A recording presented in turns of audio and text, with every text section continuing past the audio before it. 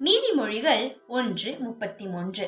எனக்கு செவி கொடுக்கிறவன் எவனோ அவன் விக்கினமின்றி வாசம் பண்ணி ஆபத்திற்கு பயப்படாமல் அமைதியாயிருப்பான். ஆமனுக்கு பிரியமானவர்களே, இந்த வசனத்துல சொல்லி இருக்கிறபடி நாம் கர்த்தருக்கு செவி கொடுத்திருக்கும் போது அவர் நம்மை எல்லா ஆபத்திற்கும் விலக்கி நம்மை காத்துக்கொள்வார். தாவீது ராஜா கர்த்தருக்கு எப்பொழுதும் செவி கொடுத்து அவரையே சார்ந்ததுனால எந்த ஆபத்துகள், நாசமோசங்கள், விபத்துகள் வந்தாலும் கர்த்தர் அவரை மீட்டு கொண்டார்.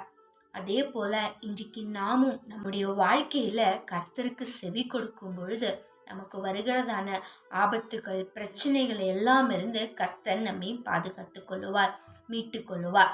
செவி கொடுத்தலே உத்தமம் என்று வேதத்துல சொல்லியிருக்கிறபடி நாம் எப்பொழுதும் கர்த்தருக்கு செவி கொடுக்கிறவர்களா இருக்க வேண்டும்.